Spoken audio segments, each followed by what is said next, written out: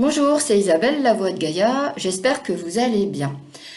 En fait, aujourd'hui, je voulais vous parler du rôle du sauveur que nous avons en fin de parcours. Alors, ça peut être aussi en milieu de parcours, ça dépend aussi du parcours où on en est, et aussi par rapport au fait qu'on veut aller trop vite. Parce que pour moi, il y a un lien, et aussi par rapport au lâcher-prise. Donc je voulais vous remercier pour vos likes, vos commentaires. N'hésitez pas à liker, ça permet à la chaîne d'être mise en avant et aussi de vous abonner. Comme ça, vous avez toutes mes vidéos et aussi de partager. C'est important parce que comme ça me permet d'avoir de la visibilité et puis ça me permet d'avancer aussi et puis de partager toutes mes connaissances si je peux vous aider.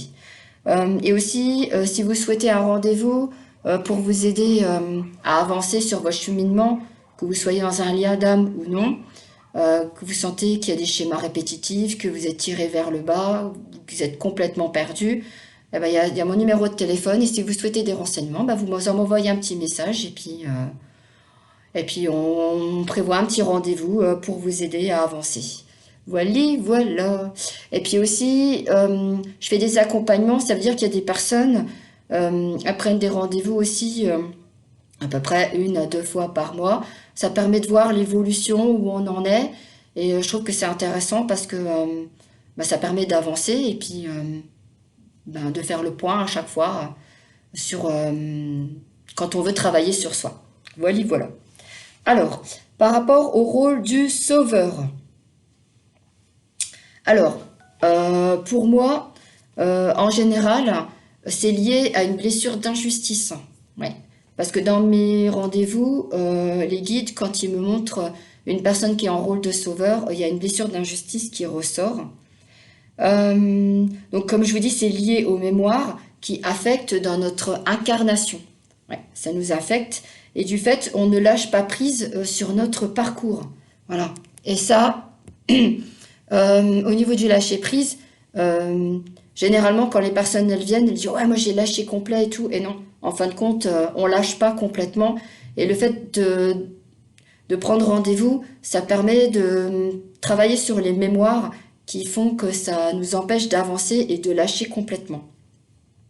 Alors je vais vous donner un exemple par rapport comment ça s'appelle, au fait de rôle de sauveur, parce que moi je l'ai fait forcément. Si je vous en parle, c'est que je l'ai fait, mais qu'aussi j'ai des clients qui ont eu ce rôle aussi. Alors, pour la petite histoire, j'ai la possibilité de sortir de mon corps. En fait, c'est une projection de mon corps astral. Donc, je vais vous expliquer pourquoi. En fait, mon autre, l'année dernière, était en nuit noire de l'âme. Donc, en fait, il était dans un autre pays que le mien. Et en fait, je me suis vue le prendre dans mes bras pour calmer ses pleurs, parce que vraiment, il était au plus bas. Et donc, moi, ça me peinait. Donc, du coup, je l'ai entouré de mes bras.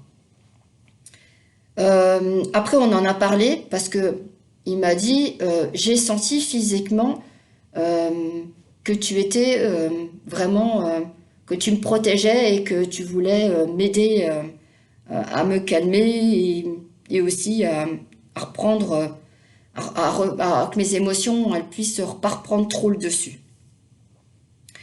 Donc, et en fait, ce qui se passe, c'est que moi aussi, une fois, je n'étais pas bien.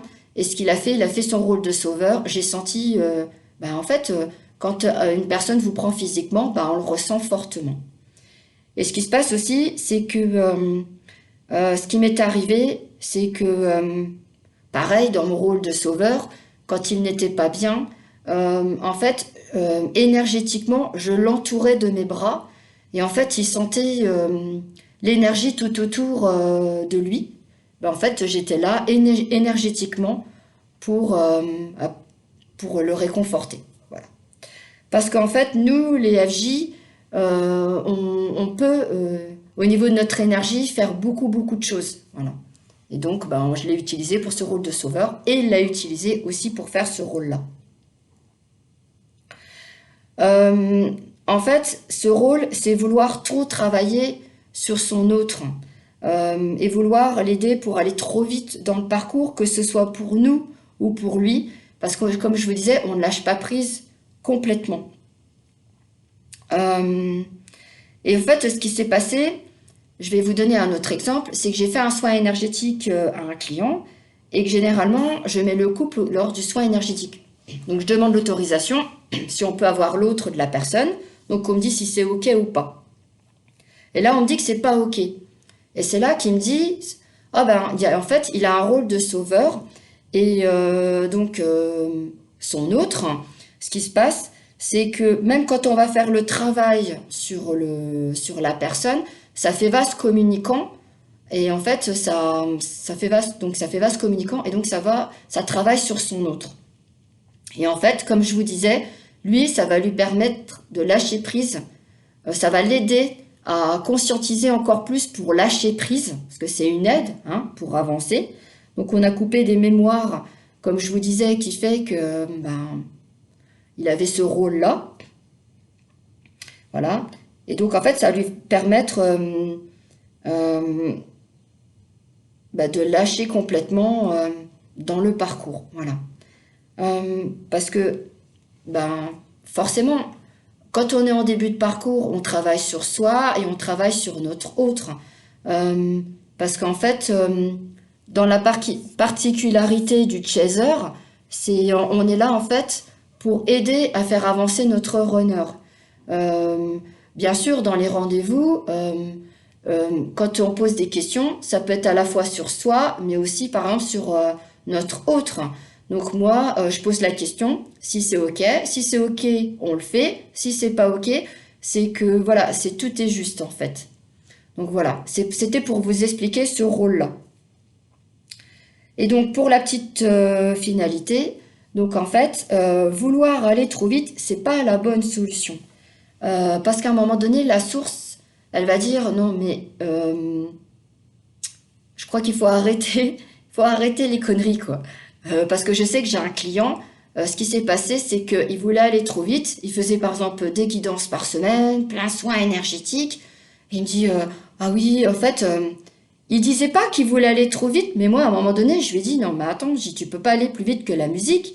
J'ai dit, les choses, elles doivent se faire comme elles doivent se faire. Et donc, il dit, oh bah tiens, ma dernière guidance, les guides, ils ont dit à la médium que j'allais trop vite. Bah, tu vois, si t'as pas eu besoin de me le dire, bah, moi j'ai eu l'info. Voilà. Donc en fait, ils nous mettent des personnes sur le chemin qui nous disent voilà, stop, on arrête. Voilà. Et puis même, ils nous mettent des embûches et des obstacles pour ralentir parce on veut aller trop vite. Et ce qui est marrant, c'est que je dis toujours à mes clients, le fin mot du parcours, c'est la patience. Soyez patient. Je sais que c'est dur à dire, mais même moi, qui avait du mal à être patiente, je le dis à mes clients. N'allez pas trop vite. Soyez patient. Les choses, elles doivent se faire parce qu'elles doivent se faire. Des fois, je me dis, je sais que j'étais impatiente. Je voulais aller trop vite, à mon sens. Et là, du coup, je comprends les choses parce que j'ai évolué, j'ai avancé. Voilà, c'est normal, comme tout le monde. Et en fait, voilà, j'ai compris que on doit laisser du temps au temps et se prioriser, avancer et qu'on ne doit pas se prendre la tête avec ce parcours. Voilà, c'était le fin mot. Je voulais faire un peu plus court, mais apparemment, j'ai pas réussi. Voilà. Eh ben, écoutez, si vous souhaitez un rendez-vous, écoutez, il y a toutes les infos dans le descriptif. Je sais pas si vous, le temps, il est pourri, mais chez moi, il pleut, il y a eu du vent cette semaine. Voilà, voilà. Eh ben, écoutez, je vous souhaite plein de bonnes choses. Prenez soin de vous, passez un bon week-end. Et puis, je vous fais ciao, ciao.